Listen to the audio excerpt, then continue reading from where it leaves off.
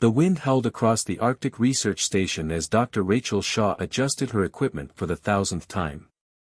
The anomalous energy readings had appeared 3 months ago, growing stronger with each passing day.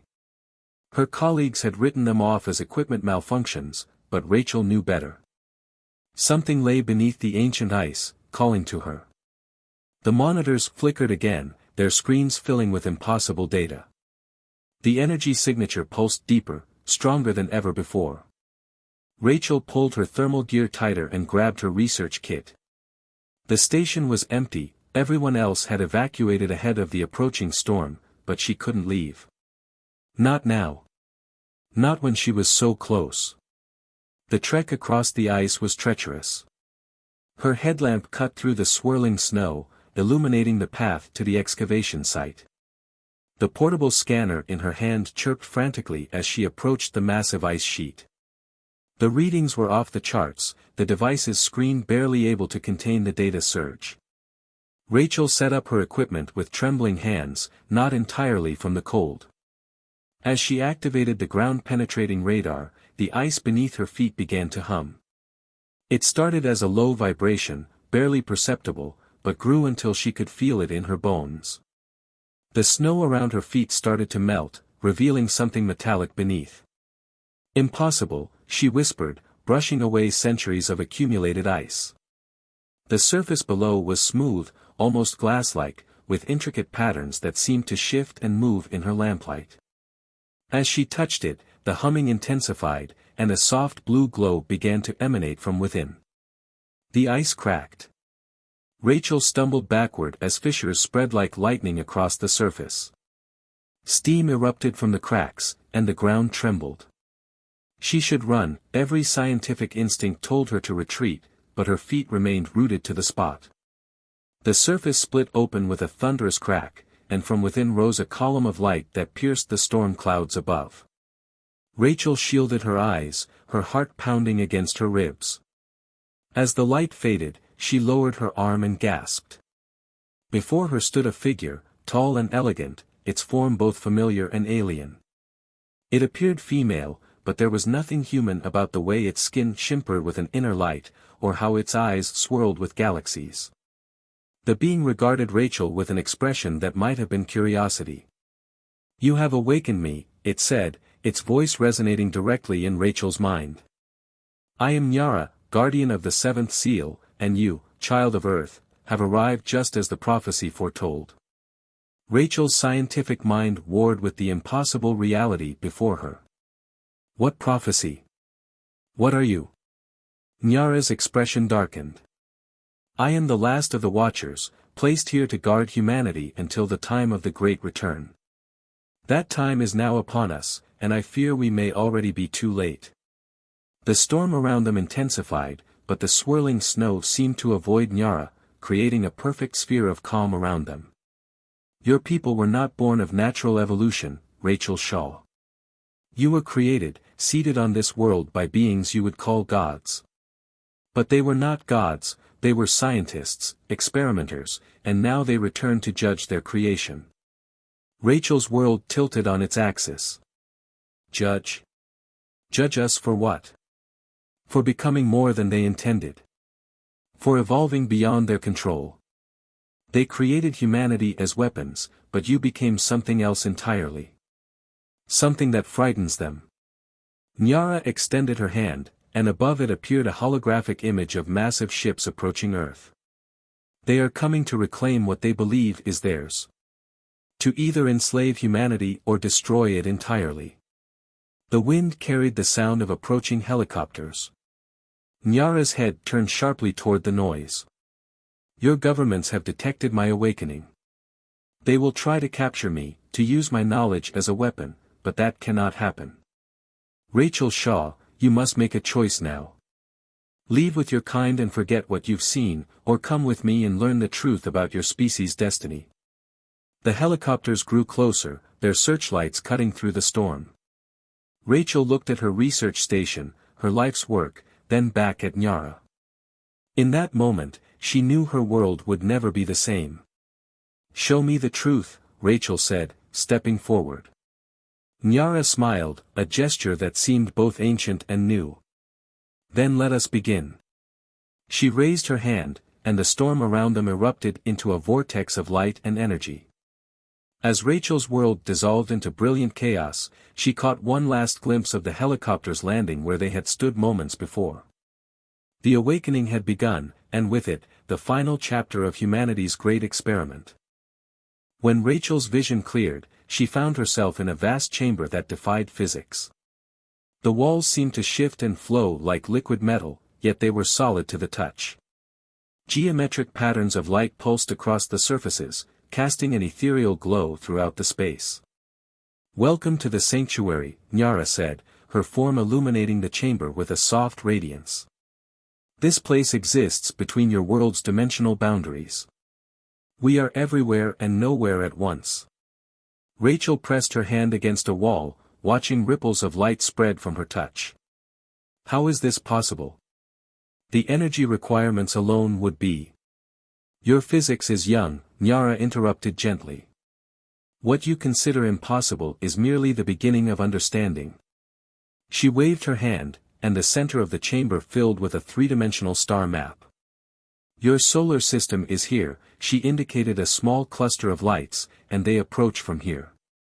A dark mass moved across the map, consuming stars as it advanced.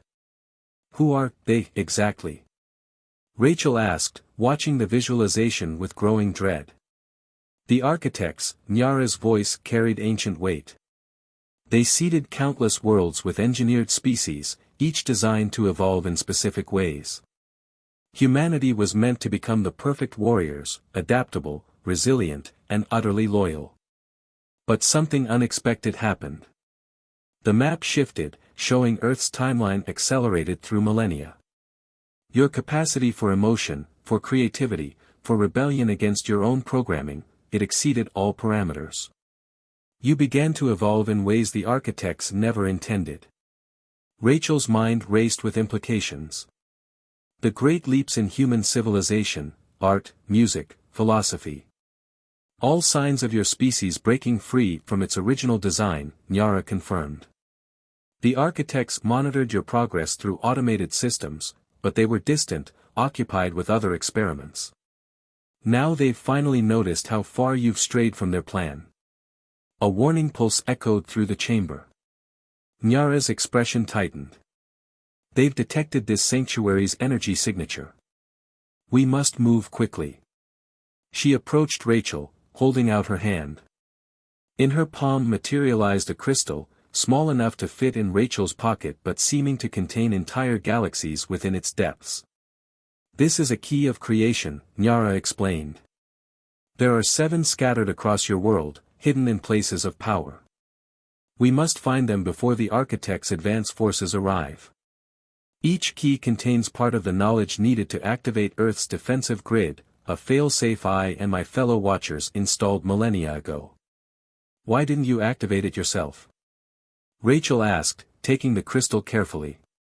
"Because humanity must choose its own path.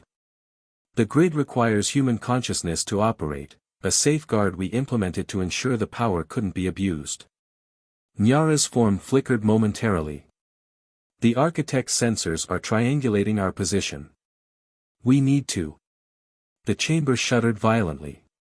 Cracks appeared in the reality around them, dark energy seeping through like ink in water. "They're here sooner than I calculated," Nyara's voice was tight with concern. "Their scout ships must have already been in your solar system. What do we do?" Rachel clutched the key, feeling its warm pulse against her palm. "We fight," Nyara's form began to glow brighter. "But first, you need to understand what you truly are." She pressed her hand to Rachel's forehead, and suddenly Rachel's mind exploded with knowledge, genetic sequences, hidden potentials locked within human DNA, capabilities that had laid dormant for millennia. Rachel gasped as the information flooded her consciousness. She saw how humanity had been engineered, but also how they had transcended their design. She understood now why the architects feared them. Humans weren't just weapons, they were a new form of life, unpredictable and unlimited in potential. The chamber walls began to dissolve around them. Nyara grabbed Rachel's arm. Focus on the key. It will protect you. We must reach the first sanctuary in the Himalayas before. A beam of dark energy burst through the chamber's ceiling, missing them by inches. Through the hole, Rachel caught a glimpse of something massive and geometric blocking out the stars, a scout ship, its surface covered in shifting patterns similar to the chamber walls, but darker, malevolent. Rachel, Nyara's voice was urgent. Your species has a saying, knowledge is power. But understanding is survival. What I've shown you is just the beginning. Are you ready to learn more? Another blast rocked the chamber. Rachel looked at the key in her hand, feeling its power resonating with something deep inside her DNA. She thought of her fellow humans, going about their lives, unaware that their very existence was about to be challenged. I'm ready, she said, straightening her spine. Show me everything. Nyara smiled, and this time Rachel could see the warrior behind the elegant exterior. Then hold on tight. The real journey is about to begin. She raised both hands, and the chamber erupted in light, just as the scout ship's weapons charged for another attack. The race to save humanity had begun, and their next stop was high in the mountains where the second key waited, if they could reach it before the Architect's forces caught up with them. The weight of billions of lives pressed against Rachel's consciousness, along with a new understanding of just how much humanity had to lose, and how much they could become if they survived what was coming. The Himalayan winds whipped around Rachel and Nyara as they materialized on a narrow ledge near the peak of Mount Kanchenjunga. The sunrise painted the snow-covered mountains in shades of gold and pink, but Rachel had no time to admire the view. Her newly awakened senses could detect the distortions in the atmosphere. The Architect's ships were approaching. The sanctuary entrance is hidden within the mountain, Nyara said, her form shifting to adapt to the extreme conditions. But we're not alone. Humans have found it. Rachel squinted through the swirling snow and saw the evidence: climbing gear, sophisticated monitoring equipment, and fresh footprints leading to a cave entrance. Military? Private organization? Nyara's eyes narrowed. The Helix Foundation. They've been searching for artifacts like the keys for decades. Some humans have always known about their true origins, Rachel. Not all of them want salvation. They made their way carefully along the ledge. Rachel's enhanced awareness, awakened by Nyara's knowledge transfer, helped her navigate the treacherous terrain with unexpected grace. She could feel the second key's resonance now, pulling her toward the mountain's heart. Inside the cave, they found signs of an extensive operation. Modern equipment lined the walls, and powerful lights illuminated a massive chamber carved with the same flowing symbols Rachel had seen in the Arctic. But something was wrong. The equipment was abandoned, and dark stains marked the snow-dusted floor. They tried to force their way in, Nyara observed, touching a sealed door covered in geometric patterns. The sanctuary's defenses responded. A voice echoed from behind them. And now we know how to bypass those defenses. Rachel and Nyara turned to find a group of armed individuals emerging from side passages, their weapons trained on them. Their leader, a woman with steel-gray hair and calculating eyes, stepped forward. Dr. Victoria Pierce, she introduced herself with a cold smile.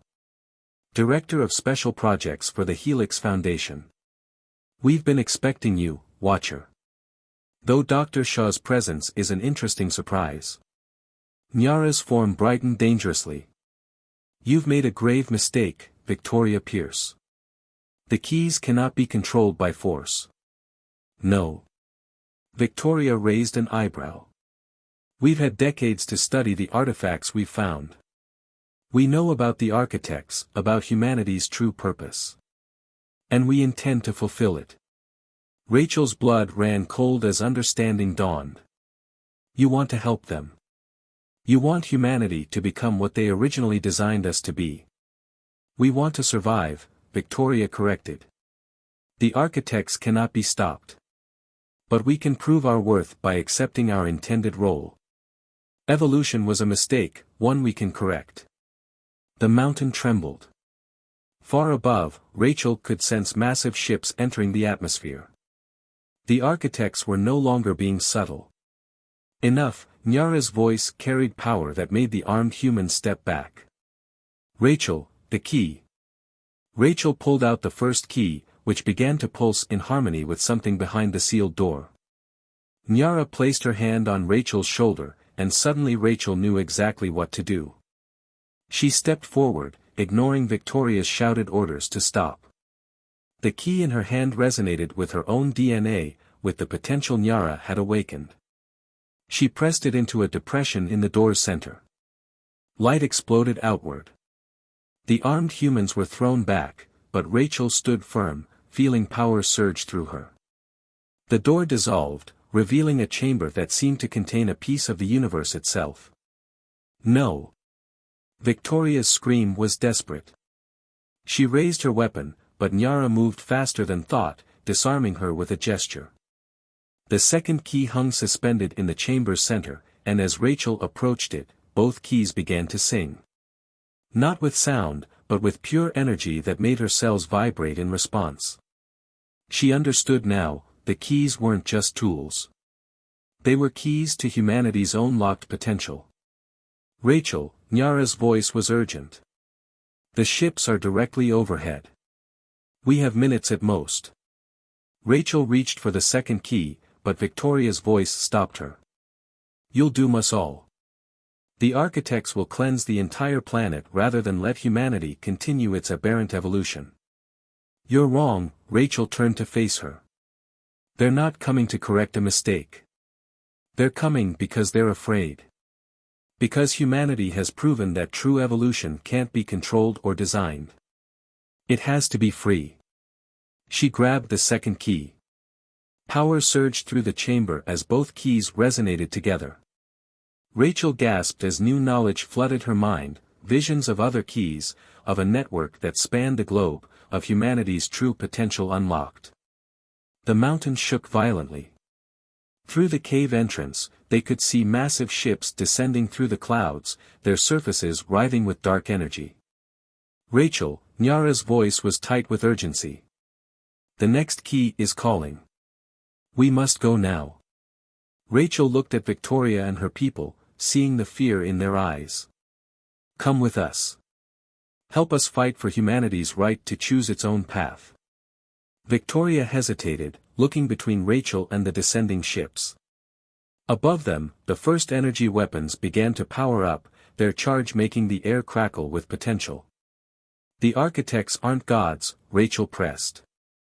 They're just scientists who've forgotten that the greatest discoveries come from the unexpected. Help us remind them. The mountain trembled again as the first ship opened fire. The beam from the architect's ship never reached them. Victoria threw something into the air, a small artifact that expanded into a shield of translucent energy, deflecting the blast. The Foundation hasn't just been studying these technologies, she said grimly. We've been preparing. Rachel had no time to process this revelation. Nyara grabbed both her and Victoria, and the mountain dissolved around them. They rematerialized in what appeared to be an underground command center, filled with screens displaying global chaos. The architects' ships were appearing over major cities worldwide. The Singapore Sanctuary, Nyara explained. One of our last secure facilities. She turned to Victoria. Your choice to help us has given you a chance to redeem yourself.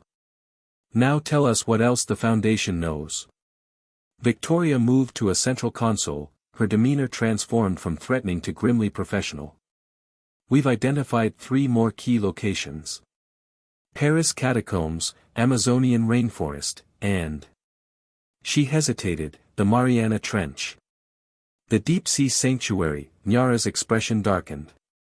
The most heavily defended, and the most crucial. It houses more than just a key. The facility's screens flickered with new data, massive energy signatures appearing in orbit. Rachel's enhanced senses could feel the weight of the arriving ships, far larger than the scout vessels they'd encountered before. The architect's main fleet, Nyara confirmed. We have hours at most before they begin full planetary containment procedures. Then we split up, Rachel said, surprising herself with her certainty. Victoria's people can help secure the Paris location. Nyara, you take the Amazon. I'll go for the Mariana Trench. Absolutely not, Nyara's form flickered with concern. The deep sanctuary is calling to me, Rachel finished. She held up the two keys, which pulsed in sync with her heartbeat. I can feel it. Whatever's down there, it's meant for human access specifically, isn't it? Nyara's silence was answer enough. Victoria stepped forward, pulling up detailed scans of the ocean floor. Our deep-sea research division has detected unusual energy patterns at these coordinates. But the pressure at that depth won't be a problem, Rachel said with certainty she didn't entirely understand. The keys were changing her, awakening abilities that had laid dormant in human DNA for millennia. She could feel her body adapting even as they spoke. A tremor ran through the facility. On the screens, the architects' ships were taking up attack positions around the planet. Their designs were beautiful in their alienness, geometric patterns that seemed to fold through dimensions human eyes weren't meant to process. They're searching for the sanctuaries, Nyara said. The key's energy signatures are drawing them. She turned to Rachel, her expression more human than ever in its worry. The deep sanctuary contains the truth, about why we really created humanity, about what the architects fear most. If you go alone. I won't be alone, Rachel said. Humanity wasn't meant to be alone. That's what they never understood, isn't it? We evolved to connect, to work together. She looked at Victoria. Contact every Foundation facility. Tell them to coordinate with military and civilian authorities. We need a global defense network, something to buy us time. Victoria nodded, already moving to communication stations. It won't hold them long. It doesn't need to. Rachel closed her eyes, feeling the key's power surge through her. When she opened them again, she could see the strands of energy connecting all living things on Earth, the web of consciousness that the architects had never intended their creation to access. Nyara, she said softly, they didn't just create warriors, did they? They accidentally created something that could evolve beyond physical limitations. Something that could bridge the gap between matter and energy, between consciousness and reality. Now you understand why they're afraid, Nyara replied. The deep sanctuary contains the catalyst, the final key that could unlock that potential in all of humanity. But the process of retrieving it. Another tremor shook the facility. The screens showed the first waves of smaller ships entering the atmosphere, heading toward population centers. No more time for doubts, Rachel said. She reached out, letting her consciousness expand through the network of energy she could now perceive. Across the planet, millions of humans were looking up at the alien ships in fear. She touched their minds gently, not controlling but connecting, sharing the truth of their heritage and their potential. I need transport to these coordinates, she told Victoria, marking a spot in the Pacific. And I need every human being on Earth to understand what we're really fighting for. Victoria's fingers flew over the console. Global communication networks are still active. We can broadcast. No need, Rachel said, the keys pulsing stronger now. They'll know. They'll feel it.